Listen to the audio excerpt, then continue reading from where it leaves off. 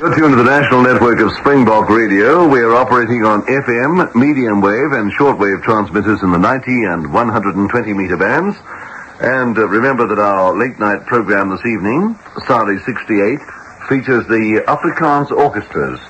That'll take the air at about 10:36, and well, if you're a fan of the Boer Orchestra, you can hear that at 10:36 tonight.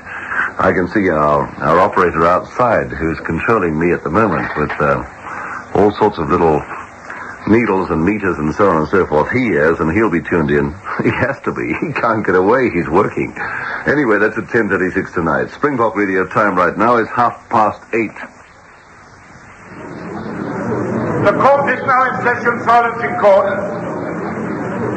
Ernest Pearson, you're charged that on the 7th day of April this year, that is 1967, you did at a place known as Blagden in the county of Somerset, unlawfully and with malice aforethought, take the life of one Brian Richfield. How say you to this charge? You plead guilty or not guilty? This whole thing is a nightmare. Of course I didn't do it. Record a plea of not guilty.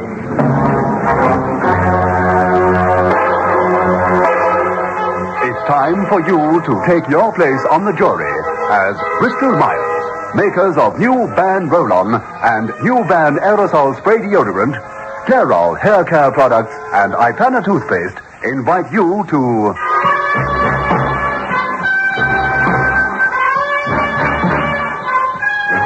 consider your verdict.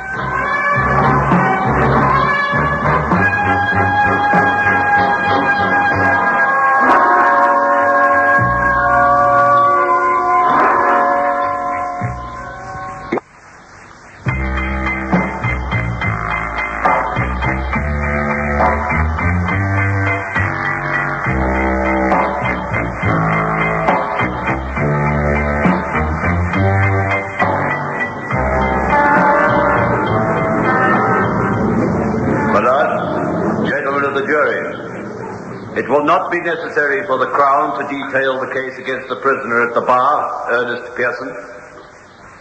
Why do I say this?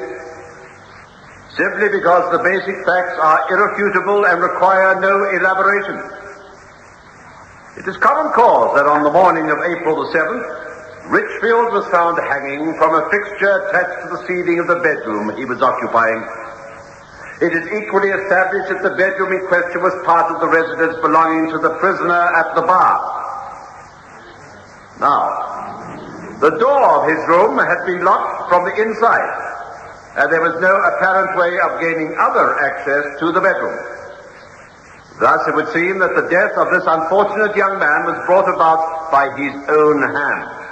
However, due to the vigilance of the police officer in charge of the investigation of what appeared to be suicide, certain facts were brought to light which will be placed before the court.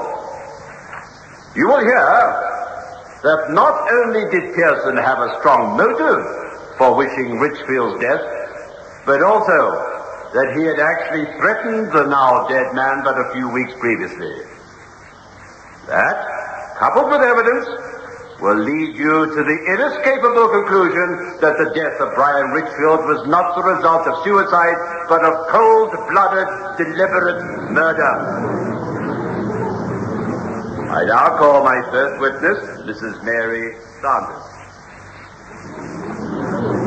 Mrs. Sanders, you are employed as cook-housekeeper by Mr. Pearson? Yes, sir. I was with the family for over 12 years. Mr. Pearson is a widower, is he not? That's right, sir. Mrs. Pearson passed away about 6 years ago. Mind you, she was always in delicate health, poor dear. On April the 16th, his daughter Margaret celebrated her 18th birthday. Yes, sir, she did. She was your employer's only child. Yes, sir. As sweet a girl as you could wish. Mr. Pearson was very fond of his daughter. Fond of her? He worshipped the ground she walked on. Miss Margaret was all he had to live for, he used to say. Did you know the deceased, Brian Richfield? Yes, sir. He was courting Miss Margaret. Did you get the impression that Mr. Pearson approved of this? Well, I know he didn't, sir. He didn't approve at all. Did he, in your hearing, give the reasons for this disapproval? Well, he didn't think young Master Brian was good enough for his daughter. Did Richfield frequently visit the house? Oh, no, sir. The master would never have stood for that. How did you know? Well, Miss Margaret used to confide in me, like she told me she was in love with him and how she often used to go out and meet him away from the house. Yes, there was one occasion in February when Richfield visited the Pearson's home, did he not? Yes, sir, he did. I remember it well. I answered a knock at the door, and there he was, standing there. Did you show him in? Oh, yes, sir. He said he had an appointment. I showed him into the library where Mr. Pearson was reading. Did you overhear what passed between your employer and Mr. Richfield? Well, yes, sir. You see, I was working in the dining room next to the library. I didn't hear anything at first except a mumble of voices, but then I heard Mr. Pearson shouting. He was saying, "No son of Arthur Richfield will marry my daughter." Look, this ridiculous feud between you and my father... Feud, you call it? Your father went to jail for 7 years because as my solicitor, he defrauded me of £60,000. Ridiculous, you call it? All right, my father committed a crime and he's paying for it. But that's nothing to do with me. Hasn't it? Why were you expelled from school? Well, I was younger. It was all a mistake. Mistake, indeed. Richfield, there's a streak in your family that is rotten through and through. Now, look here. Young man, I don't propose to argue with you. I have allowed you to see me, to tell you that I will never consent to your marrying my daughter. Then Margaret and I will marry without your consent. I'm sorry. Forget that she is underage. She is now. But it won't be long before she's of age. And how do you propose to support her? When Margaret becomes 21, she'll inherit the money your wife left her. She's agreed that I should go to university so that I can have a proper profession. Really? You plan to marry and live off my daughter? That isn't true. Oh, isn't it? No, it's not. We love each other. I doubt if a Richfield could love anybody. Say what you like. Margaret and I are going to get married with or without your consent. If you think I'm going to allow my daughter to marry a wastrel and a scoundrel, you're very much mistaken. Oh, I know my daughter thinks she's in love with you. But no good can come of it. I'll do all I can to stop it. But you can't, can you? Oh, you can prevent her seeing me for a while. But after that... I warned you. I would kill you before I'd let you harm my daughter. Do you hear me? I would kill you. You heard that, did you? You swear on oath that you distinctly heard Mr. Pearson threaten the life of Mr. Richfield? Yes, sir, I did. I now want you to tell us something about the morning of the 8th. The day when Richfield's body was found hanging from a fixture attached to the ceiling of the bedroom. Well, I'll tell you all I know. First of all, you were present when the body was discovered. Yes. Yes, I was. Would you describe what you saw? Well, sir, I took Mr. Richfield his morning tea and I couldn't get an answer. I knocked and I knocked. Mr. Richfield! Mr. Richfield! Mr. Richfield! Well, Mrs. Ernest, why are you creating such a commotion? It's Mr. Richfield, sir. I can't get any reply. Probably fast asleep. Why did you just walk in? Well, I tried to, sir, but the door's locked. Certainly appears to be a sound sleeper. Here, let me try. Richfield, wake up! Richfield! Wake up! Locking his door like a frightened young female. I don't think anyone could sleep through this racket. Oh, come with me. We'll go round the back and look through the windows. I suppose he is in the room. We went round onto the lawn, looked through the window. Oh, it was horrible. There he was, dangling from the ceiling. I couldn't believe my eyes. Most unpleasant for you. Then what happened? Well, Mr. Pearson broke the pane of glass and bolted the window from the inside, rushed in. He shouted to me to get the kitchen knife. He cut the rope. And he asked me to help him put Mr. Richfield on the bed. He was all limp and folded up like his face all blue. Oh, it's terrible. Very nasty experience for you, Mrs. Ernest. Then what happened? Well, Mr. Pearson says I seem to have driven this young man to suicide. I must call the police. He did, sir? Yes, sir. Thank you. That is all. Mrs. Sanders, do you view my client in a friendly light? I don't know what you mean, sir. Do you like your employer? Well, I don't think one way or the other. Come, Mrs. Sanders, you worked for him for 12 years. Surely you must have some definite opinion as to his character or his work. Well, I don't like the way he tried to separate those two, that's a fact. Mrs. Sanders, my client strongly denies ever uttering the words, I quote your evidence, "Richfield, I warn you, I would kill you before I would let you harm my daughter." He said them. It's true. Mrs. Sanders, you say that you heard these threats being uttered when you were in the dining room and my client and Richfield were in the library. That's right, sir. There is a communicating door between the library and the dining room? Yes, sir. Was the door open or closed? It was closed. I see. And the other door? The door giving access to the library from the hall. Was that open? I don't know, sir. Oh, come. According to your evidence, you showed your visitor into the library where your employer was reading. Did you not close the door when you left them?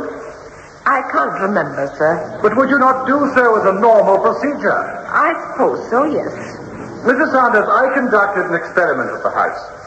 I asked one of my juniors to go into the library and shout at the top of his voice, whilst I and a colleague listened in the dining room. It was impossible to distinguish what was being shouted in the library. Well, I don't know about that, but I heard it, I tell you. You did you? On discovering the body, Mr. Pearson suggested that you accompany him to the back of the house. Yes, sir. It was he who cut the young man down and suggested calling the police. Yes, sir. Would you say that your employer was shocked? Yes, I would, sir. You've known him for 12 years. You've made it pretty evident that you do not regard your employer in a favorable light. Mrs. Sanders, have you ever regarded Mr. Pearson as a murderer? My lord, never in all my life. Mr. Brockenhurst, You are far too experienced a man. very well, my lord, I apologize. I did not mean to get this witness to act as a judge and jury. Ever since she entered the witness box, her manner and speech has expressed a dislike for her employer and a determination to paint him in the worst possible light. That's not true. Mr. Brockenhurst, if you persist in attempting to turn this courtroom into the kind of legal inquiry so favored by the yellow press and American films, I shall stop the trial and see to it that you are duly admonished. I do not want to have to warn you again. This witness has a right to be protected, and she will be. Now, sir, the least you can do is to apologize to the court and to this witness in particular. It would seem, my lord, that whatever I say now can only prove prejudicial to my client. I apologize to the court and to this witness. My lord, you are not preventing me from commenting, I trust? The question is unworthy of you. I apologize for the question. I merely wish to make the comment that this witness's story of overhearing such a damaging conversation, damaging to my client, that is, has no corroboration whatsoever. Is my learned friend accusing Mrs. Sanders of perjury? No, I am not. I am, however, diagnosing a psychological state in which, like the celebrated young Frenchwoman and her voices, which did not exist, Mrs. Sanders may not be a Joan of Arc, but has a vivid sense of the dramatic. That is all. I think, Mr. Brockenhurst, we will call for an adjournment, and you will please see me in my chambers. And so the usher announces the trial of Ernest Pearson for the murder of Brian Richfield temporarily suspended, and the court adjourns. This dramatized version of the trial is brought to you by Bristol Myers. Now, back to the courtroom. The judge presiding waits until the usher has announced the resumption of the trial.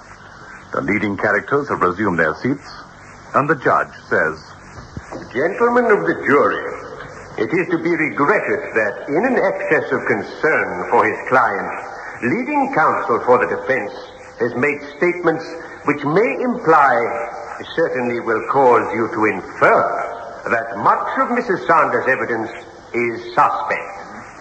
It is my duty to direct you that you must weigh everything that she has said and to place on it what degree of importance you wish. Should you accept or reject any part of her evidence, you are in no way causing such acceptance or rejection to reflect upon the good character of this witness. Yes, sir, Richard. As your lordship pleases. I would like to call to the witness stand Detective Inspector Philip Masters.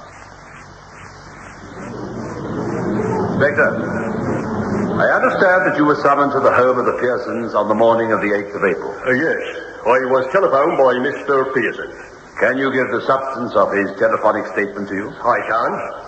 The prisoner said that a young man had committed suicide in his house, and would I go there urgently?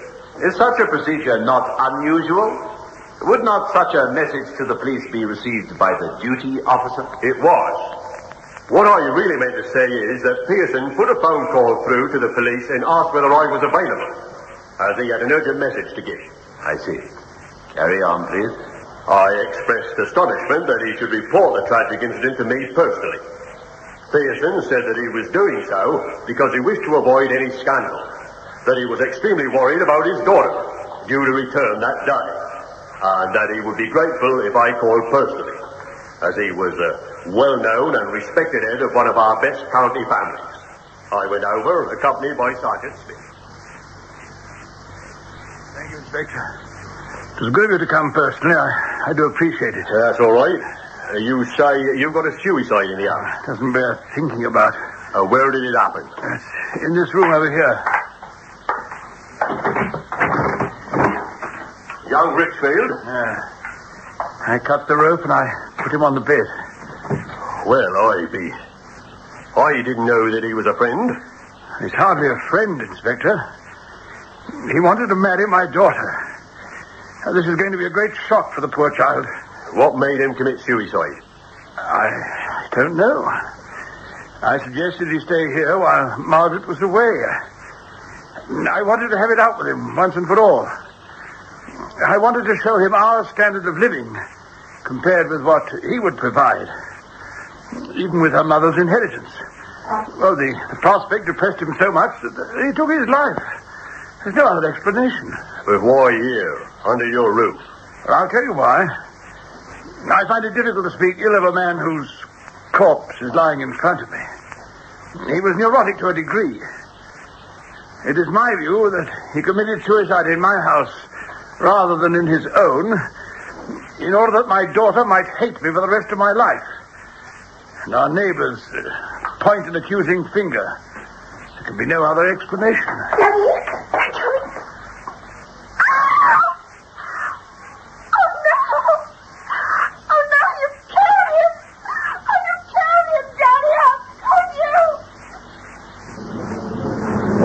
Take much notice of Miss Pearson's outburst. She had been informed by Mrs. Sanders, and the shock of seeing a young man lying there could have caused her to say anything. Nevertheless, it remained in your memory. Naturally. Of course. Now would you describe the scene as you first saw it when you entered the room? The dead body of Richfield was on the bed. Around his neck was the rope. It had obviously been cut from a rope that was suspended from the ceiling. In the center of the floor, by the dangling rope, was an upturned chair. The French windows leading to the lawn were open. One pane had been shattered. Your first impression was that the young man had stood on the chair while attaching the rope to the chandelier fittings screwed to the ceiling. Then he tied the other end of the rope around his neck and committed suicide by kicking the chair from beneath him. That was my first impression, yes. What made you change your mind? Well, I suppose I began to feel uneasy because of the bedroom being locked. You see, when I arrived at the house, I was shown into the room. And later I inquired from the servant who had unlocked the door. She said that Mr. Pearson had picked up the key off the dressing table and proceeded to unlock the door when he left the room to telephone the police. Carry on. Well, sir, I asked Mr. Pearson if Mrs. Sanders was correct, and he said yes. He said that the key was not in a lock and that he found it on the dressing table. Did you find this strange? Under normal circumstances, sir, no. But for a would-be suicide to carefully lock the door on the inside and place it on the dressing table struck me as being rather peculiar. Did this fact cause you to suspect Mr. Pearson? Not that single fact, no. There were other contributory factors. Such as? Well, the bed had obviously been slept in. When I arrived, the young man was still in his pajamas.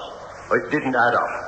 In my experience, it is unusual for a person who has reached such a stage of mental unbalance as to want to commit suicide. It is unusual for them to retire to their bed after carefully undressing and putting on their night attire. And when one adds to the fact that the precise way in which the door was locked and the key removed, well, sir, I began to suspect that the young man had not taken his own life and decided to investigate the matter further. An investigation that was to lead to the arrest of the prisoner. Yes, sir. You see, it didn't add up. There was no doubt that Miss Pearson was determined to marry the young man when she came of age. She was to receive an annuity of £1,500 a year after tax for the rest of her life. Diaries left by the young man revealed that far from being depressed, he was scornful of the father's inability to stop the marriage. You sought medical advice? I did. The county surgeon's sworn affidavit declares that it is his considered opinion that Richfield was rendered unconscious and then so suspended from a rope as to cause his death. Did you receive explanations justifying this principle? Yes, sir. 2 grams of xylitol were found in the deceased's body, indicating that he must have been unconscious within a few seconds of swallowing this drug. Xylitol is a barbiturate. Yes, sir. It's most potent, and given only in extreme cases and in very small doses. Carry on, please. Examination of the neck of the dead body showed 2 distinct horizontal marks. One indicating very clearly that Richfield was strangled by means of the rope. The other indicating that the mark was made by the weight of the body causing pressure on the rope. Thank you, Inspector. That is all. Inspector, you've known my client for a number of years. Would you describe him as a highly intelligent man? Yes, I would. Would you have regarded it as an intelligent act to ask for the most senior CID policeman in the county to call if he were guilty? I do not see the relevance. Suppose he made just a routine telephone call. The visit would have been made by a sergeant or someone of lesser rank. Yes, sir, it would. Is it not a fair assumption that the dangling cord, the upturned chair, the locked room, I repeat, is it fair assumption that the average policeman would have satisfied himself that it was a case of suicide? Possibly. Was not calling the most experienced detective in the county indicative of my client's innocence? No, sir. I think that the accused hoped to convince me of the young man's suicide and wished to use my authority to keep the matter secret from the public. Why should he want to do that? In view of his known antipathy to the young man. For his daughter's sake. Medical testimony, Inspector, says that prior to the man's death by hanging, he had swallowed 2 grams of xylitol. Were you able to trace where this came from? No, sir. During the course of your investigation, were you able to reveal one instance where my client had purchased such a drug? No. You made every attempt? You questioned pharmacists, doctors, and so on? Yes, of course I did. And the house? You made a thorough search of the house? Yes. You found no trace of xylitol? Or for that matter, a container that might have held the drug? No, I didn't. Did you question the rest of the household, the daughter, Mrs. Sanders, whether they knew anything of a xylitol capsule or container? I did. Without any success? That is so. Inspector, do you find it peculiar that a man should want to lock his door and remove the key and place it on the dressing table? Yes, sir. Why? Do you not regard it as normal that a man sleeping in a strange house should want to lock the door? It is the removal of the key and the placing of it on the dressing table that I find strange. Really, Inspector? Would it surprise you to learn that when I am on circuit, I invariably lock the door of the hotel room and remove the key? Does this surprise you? A little. But not sufficiently to want to hang a man for it. That is just it, sir. That is the hanging I'm concerned with. I don't think a suicide would remove the key and carefully put it on a dressing table. Are you certain he wouldn't? Of course I'm not certain. A handsome admission. Now, this xylitol found in the deceased's body, did you attempt to find out whether the young man was taking such a drug? There was no point. He was unconscious when he was hanged by the neck from the ceiling. You are not a medical man. You know I'm not, sir. As a senior detective, you have been involved in many trials where expert medical opinion has been stated. Yes? Have you not known cases where leading medical authorities have violently disagreed with each other? I have. Were you not failing in your duty to determine whether the young man had ever had xylitol in his possession? Even if he had, the dose taken was a lethal one. He would not be in a position to hang himself. Have you not thought that a young man so depressed at the thought of losing Miss Pearson might make doubly sure in his suicide attempt? First, he swallowed the xylitol, and then prepares a rope for himself to hang himself. You forget, sir, that a man would go into a coma within 3 or 4 seconds of swallowing the drug. You were told this? By experts. And you are prepared to believe it? Yes. Do you not know that for every drug used, somewhere there is a human being who has an allergy or resistance to that drug? No, I didn't. I am not a medical man. Thank you for confessing your ignorance. I now call Dr. Robert Morgan. Dr. Morgan, you are quite convinced that there were 2 distinct marks on the deceased's neck, clearly indicating that he was choked whilst lying in a horizontal position, while the latter mark was caused while he was hanging from the rope suspended from the ceiling? Aye. Would you care to elaborate on that? Well, certainly. In the first instance, the marks were those suggesting that the rope was cutting into the neck deeply. There were no skin tears or abrasions. In the second instance, the marks revealed distinct traces of abrasions caused by the tearing of the skin as the weight of the body dragged against the rope. Thank you, Doctor. Your sworn affidavit tells of the finding of over 2 grams of xylitol in the deceased's body. Would it be possible for a human being to swallow xylitol and remain conscious for any length of time? No, sir. No human being can remain conscious for longer than 7 or 8 seconds at the very most. The average person would lose consciousness within a couple of seconds. Are there any exceptions to this rule? No, sir. Xylitol is of the barbiturate group. Thank you, Dr. Morgan. That is all. And that closes the case for the Crown, my lord. No questions. Well, you have heard all the relevant facts. Would you say that Ernest Archibald Pearson is guilty or not guilty of murder? In a few moments, we shall bring you the verdict recorded in the actual trial upon which this dramatic presentation is based. Citation court. Gentlemen of the jury, have you arrived at a true and just verdict? We have, my lord. We find the prisoner at the bar guilty of murder.